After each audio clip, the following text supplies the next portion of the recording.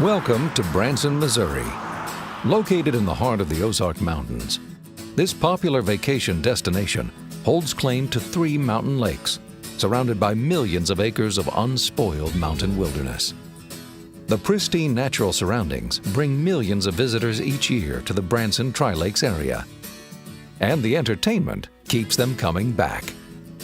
Branson is proud of being pro-veteran 365 days a year and offers an ideal venue for Operation Homecoming USA, a 30-year celebration honoring Vietnam veterans and their families. Branson has opened their arms to veterans of all wars. It's a very patriotic town in general. I understand that Branson has about 100,000 veterans that come here each year. Why did they do that? They're well taken care of and they're loved by the people here. They're respected. We're always treated great when we come here. I was talking to the pastor, Don Keithley, one morning and said that there ought to be something we could do to show our thank you to the Vietnam vets that visit here. He suggested that maybe a good cold drink of water would be a good idea. There have been several people walk over and say thank you, but not take the water. They're really appreciative. It's something that that our church is really behind because they really do want to say thank you to all these fellows that sacrifice so much. The event kicked off with an opening celebration at the Grand Palace Theater. There, thousands of attendees filed into the theater, smiling in anticipation for what was to come. They were not disappointed.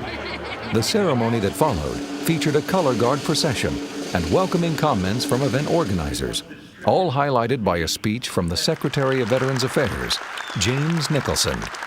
I am very proud to be a Vietnam veteran, and I want, on behalf of the President of the United States, with whom I spoke about this on Sunday, to welcome home my fellow Vietnam veterans, my mates. Welcome home. Too many of us had a homecoming that was less than grateful, but none of you ever gave up on your country. You always held true to the values of citizenship, and if you asked for anything, you asked only for what you had earned. It took our country a long time, too long certainly, to say thank you to the men and women who so selflessly put themselves in harm's way in Vietnam, and of course to those 58,000 plus of our comrades whose names are on that wall out there. I pledge to you this morning, as the leader of the 230,000 dedicated employees of the Department of Veterans Affairs, that Vietnam veterans will always receive the respect and care from their government that you deserve.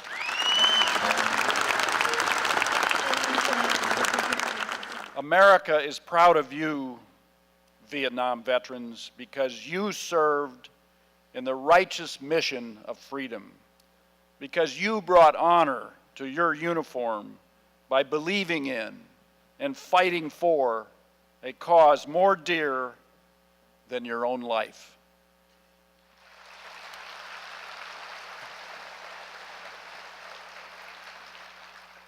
So on behalf of the President of the United States and of a now grateful nation, I thank you and welcome you home.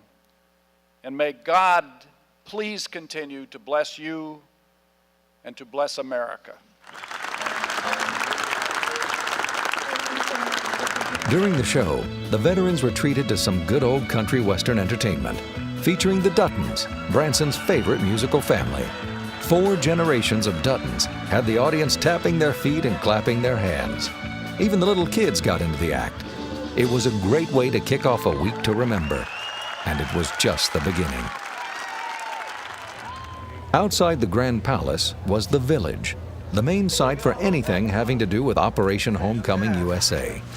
It was here that you could check in for the week, or just peruse the amazing selection of items available, especially the pins and patches.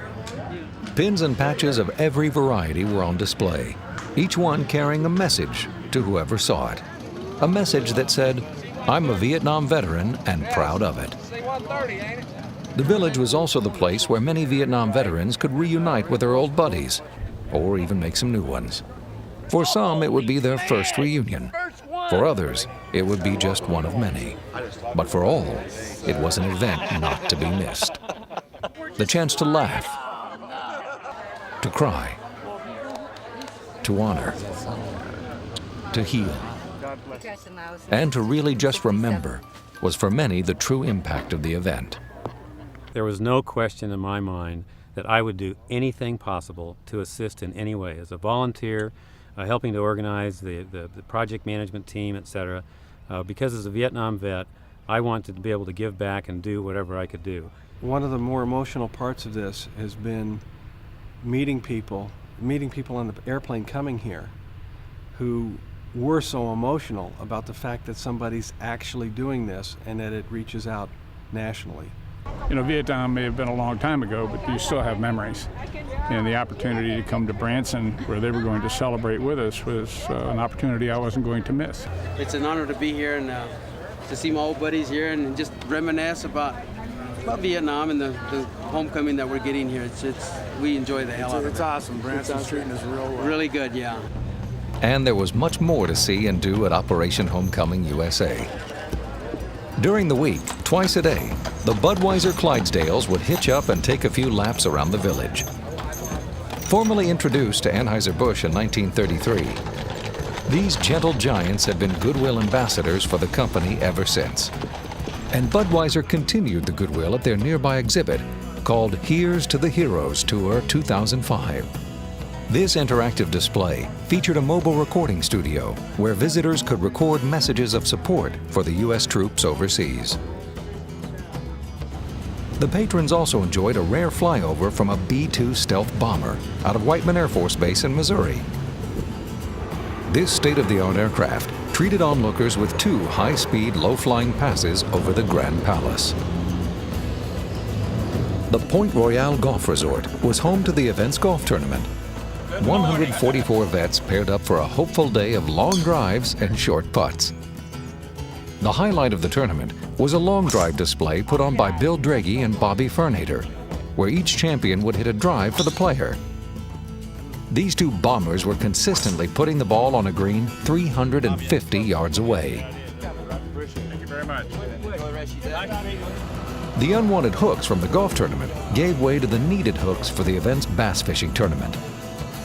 140 vets braved the rainy weather for a chance to catch the elusive big one. Launching from the marina at the Kimberling Inn Resort, 76 area anglers donated their time and boats to help out during the event.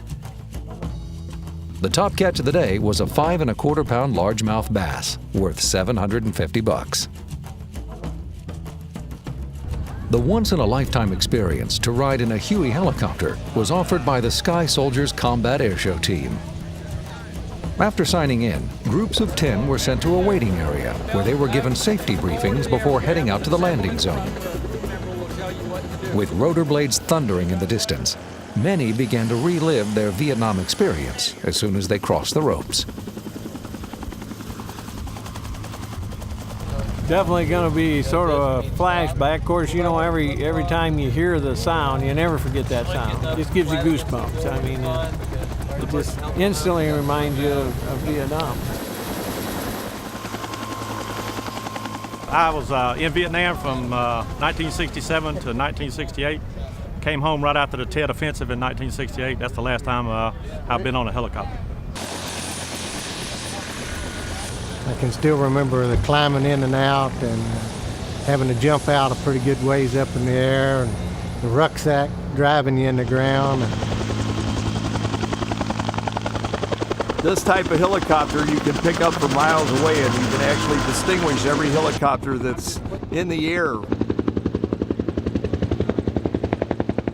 would have been about December of '69 the last time I rode in one.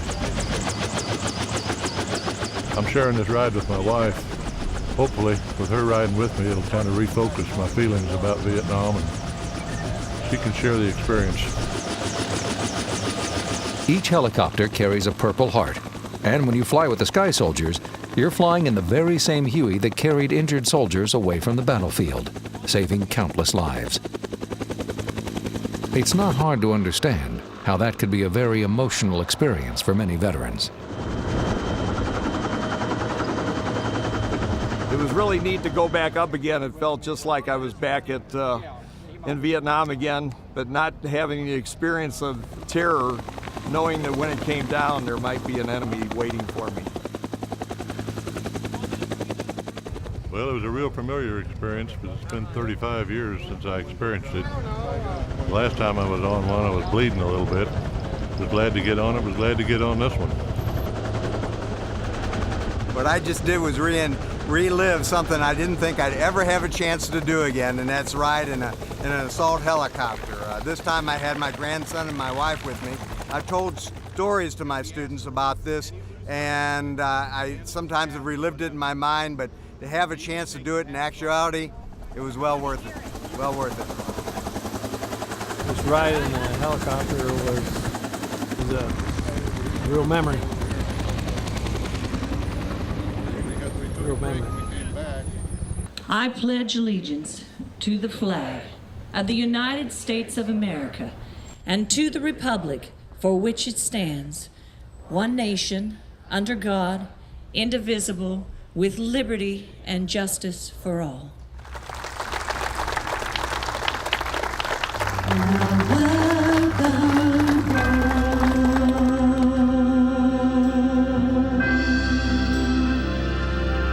Each morning, veterans and their families gathered for a memorial service and prayer.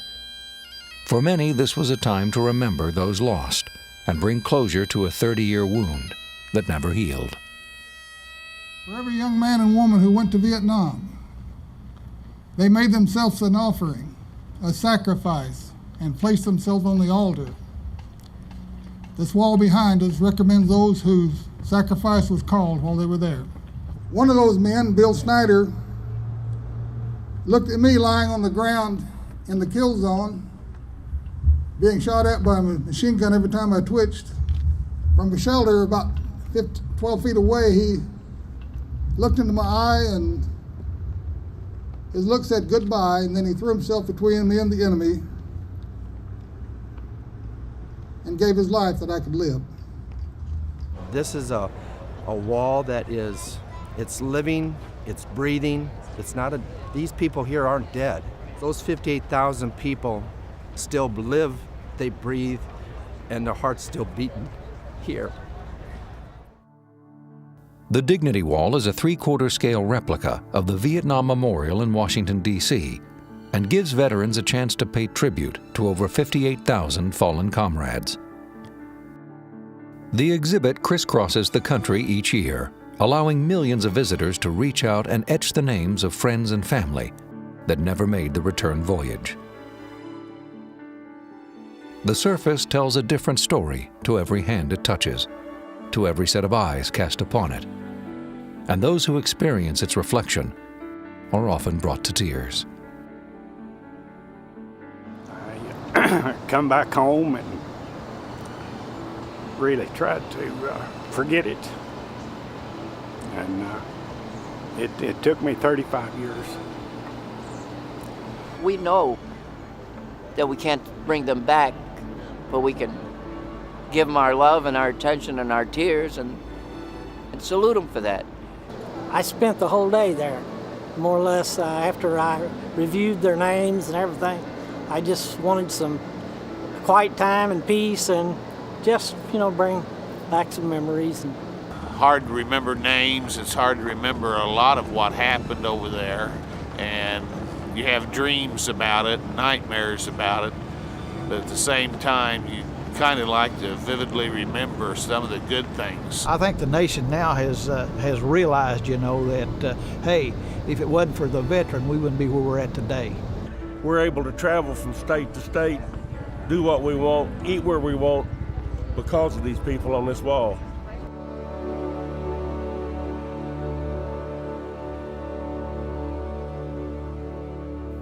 For many vets, the most anticipated event occurred on Friday morning over a 1.7-mile stretch of expressway. The Celebration City parking lot doubled as a staging ground for over 4,000 vets, awaiting their long overdue recognition. They came from every branch of service, from every corner of the nation, from every walk of life. All reunited and ready to participate in the largest veterans parade the city of Branson had ever seen. With the waiting finally over, the units began their proud walk down Main Street, unaware that over 20,000 supporters were waiting to give them the welcome home they never received. It's a moment of great emotion, and I know it's going to be a difficult day for me participating in that parade because it is the closure for many, and I think that in itself speaks so much of what this particular event's all about. And it's exactly what they didn't get when they came home the first time. To kick off the parade, the organizers arranged a special flyover of Vietnam-era helicopters and fixed-wing attack and surveillance aircraft. As the bands played and the formations marched, the outpouring of support was evident from the very start. This day was all about the veteran, and each of them experienced a heartfelt appreciation from their families, from their comrades, and from their nation. We never had a welcome home parade, nothing really official. I've talked to people from, guys from New York, guys from Seattle, guys from Oregon. I mean, we've touched across the borders. We didn't get this kind of thing when we came home. And to me, I'm getting kind of choked up here, but it's I think long overdue. I'm glad to see this. I really am. It does bring closure, and that's something that I've been looking for a long time. As you noticed when you got on the boat, there's a fallen hero by the name of Charles Daniel Pettigo, who died 5 days before I left country. And for me, this is my tribute to him.